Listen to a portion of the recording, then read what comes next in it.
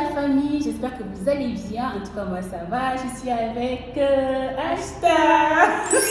Et aujourd'hui, on s'est dit vraiment, c'est le moment de faire une vidéo, particulièrement parce qu'on dit le mois de mars, dit le mois de la femme. Donc, on s'est dit qu'on allait tourner une vidéo qui va parler de l'entrepreneuriat et pourquoi, tout simplement pourquoi la question, pourquoi la femme africaine a peur d'entreprendre. Et du coup, on va essayer de le séquencer en deux parties. La première partie qui va nous parler tout simplement de les blocus, la société, etc.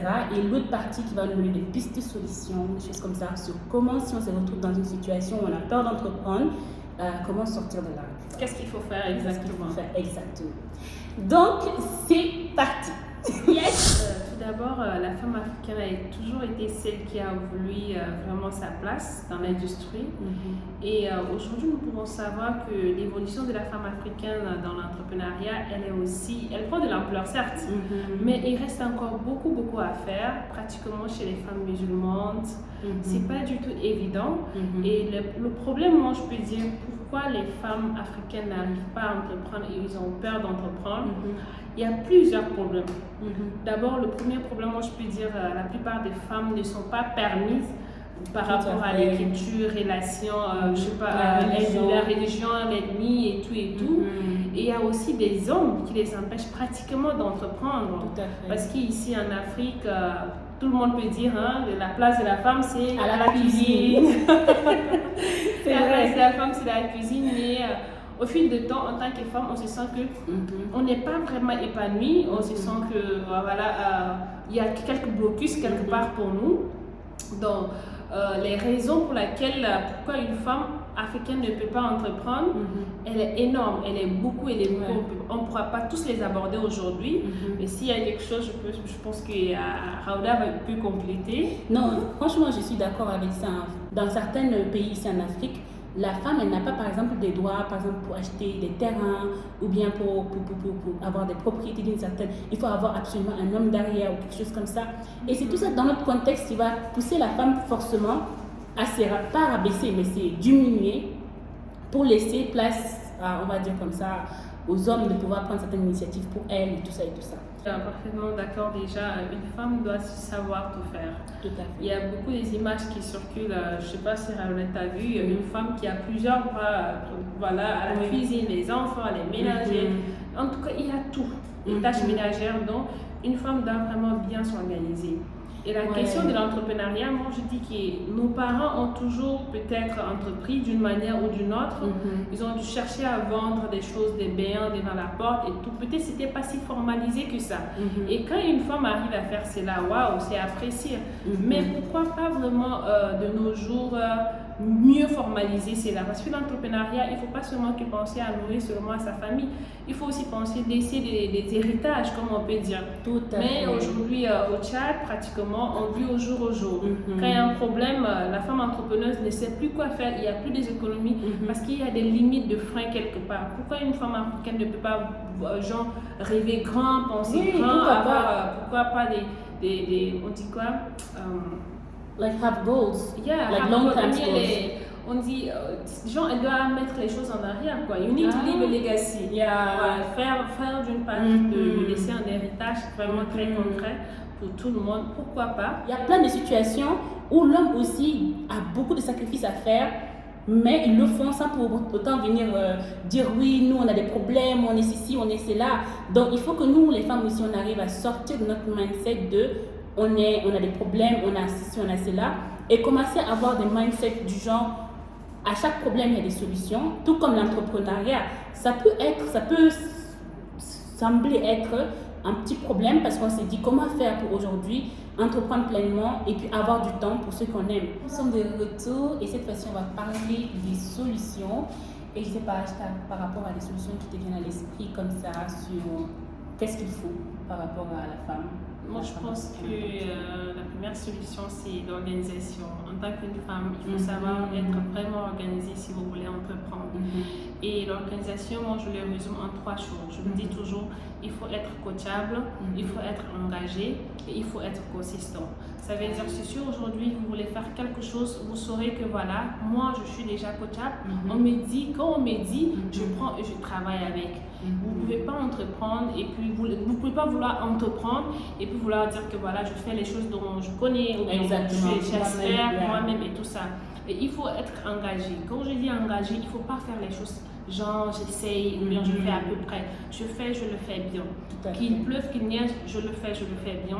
Et après, un troisième point, je peux dire soyez consistant parce que c'est la persistance. Au fur et à mesure que vous êtes là, vous pouvez vraiment développer. Donc, je le résume juste à l'organisation. Ça, c'est ce que je peux dire. Non, mais clairement, l'organisation, ça joue énormément. Et en dehors de l'organisation aussi, nous pouvons dire que tout ce qui est mentorat pour la femme, parce qu'on a constaté que la femme, c'est peut-être juste qu'elle n'a pas découvert tout ce qui est dans sa potentialité en fait, à elle de pouvoir l'exploiter. Du coup, où on peut se former, se développer et beaucoup lire aussi. Tout ça fait partie du mentorat. C'est pas forcément aller dans des séminaires, des choses comme ça pour pouvoir apprendre. Donc, essayez avec les moyens du bord de pouvoir être connecté à des informations qui sont vérifiées, mais également être connecté à des personnes qui ont réussi dans un certain domaine que vous voulez entreprendre dedans. Et ça vous permet même de vous dire que c'est possible pour nous les Africains. Parce que parfois on se met des limites comme ça en disant ah, nous dans notre contexte, oui, nous. Alors qu'il y a des personnes qui ont fait ça et qui ont réussi à le faire de la bonne façon. Donc rapprochez-vous de l'information et cherchez toujours à pouvoir vous développer davantage pour pouvoir entreprendre. Moi, je dirais aussi, avec le mentorat, il faut aussi passer à l'action. Troisième solution, c'est l'action. L'action, parce que vous pouvez déjà être dans un groupe de coaching, des femmes, investir en ligne. Mais si vous ne passez pas à l'action, tout cela résume à zéro. Vous voyez? Donc, du coup, l'action peut dire aujourd'hui, si vous assistez ou bien vous apprenez quelque chose, vous pouvez commencer des business en ligne. Les business en ligne ne demandent pas absolument votre présence ou bien rien du tout. C'est juste vous former davantage. Vous pouvez faire les dropshipping, vous pouvez faire le online business, vous pouvez faire les online classes. En tout cas, développez-vous et développez-vous et faites quelque chose de concret. Donc, c'est de passer à l'action. Que ce soit petit ou grand, passer à l'action. Et de plus en plus, on se développe. En fait, on a la capacité de plus encore se développer. Like everything starts somewhere and then après, ça va grow out, quoi. Et finalement, aussi, on va parler des visions parce que c'est quelque chose qu'on aime vraiment beaucoup. Wow. Tout le temps. On aime beaucoup parler de visions, donc il faut avoir une vision claire de sa vie, de où est-ce que vous voulez être, que ce soit dans votre projet. Votre grand pourquoi. Il y a votre grand pourquoi, exactement. Parce que sans pourquoi, vous êtes déstabilisé, vous voyez, parce que vous ne savez pas où est-ce que vous allez dans 3 ans, dans 5 ans, dans 10 ans, dans 20 ans, vous ne savez même pas. C'est comme si vous prenez l'avion et vous ne savez même pas c'est où la direction où vous êtes en train de partir et vous foncez seulement. Ça va vous déstabiliser. Tu montes dans un taxi, tu ne sais pas où. Exactement, tu pars seulement. On va te laisser quelquefois, tu vas te perdre. Ça va te faire des problèmes et tout ça, tu vas donc vraiment avoir une vision claire. Et si vous n'avez pas de vision claire, prenez le temps de pouvoir évaluer un peu votre vie, où est-ce que vous en êtes aujourd'hui et pourquoi est-ce que vous voulez entreprendre aussi. Parce que ça, c'est important. Effectivement, et je pense qu'avec toutes ces ressources qu'on vient de donner, une femme africaine pourra vraiment savoir comment entreprendre en 2022 et pourra vraiment s'en sortir de son trou. Donc, espérons pouvoir que cette vidéo, comme on l'a dit, on va la nommer Act 1. Yeah, Act 1, that's the first one. So, on va essayer vraiment de pouvoir maintenir le rythme et de pouvoir produire des vidéos une fois ou 2 fois par mois. Ça dépendra vraiment du rythme qu'on pourra se mettre. Et voilà, on essaierait vraiment de répondre à des problématiques liées à la femme, à notre position, par tout ce qui est finance, tout ce qui est développement personnel. Vraiment, on essaye de vraiment apporter quelque chose à vous en tant que femme, mais également à nous-mêmes, pour nos soeurs, nos frères. Bon, nos frères, on va les mettre un peu dedans, mais la plupart, c'est pour nos soeurs. Et voilà, donc tu as un mot de la fin pour tout le monde. Bon, moi, ce que je peux dire, c'est vous encourager encore davantage de vous lancer, de passer à l'action. Je suis une fan de l'action même. Action. Donc, je vous encourage vraiment de vous lancer. Si vous avez des projets, n'hésitez pas. Si vous voulez vraiment contacter nous en inbox, on peut aussi vous aider avec ce qu'on peut faire. Donc, si toi, tu as un mot aussi pour eux, voilà. Non, c'est ça, hein. Il faut juste retenir le mot qu'elle a lancé avant, action. Parce que plus on est en train de rêver, plus on est en train de penser à long terme, peut-être que on ne va jamais le faire. Donc il faut vraiment penser comme ça et se dire que bon, it is time to go et tout. Et parfois, quand on commence, on va voir que c'est pas si compliqué que ça de le faire. Donc voilà, c'était nous, and then le first épisode qui est out aujourd'hui. Et on espère vous revoir très très vite. Et voilà, à très bientôt. Ciao, ciao. Ciao, ciao.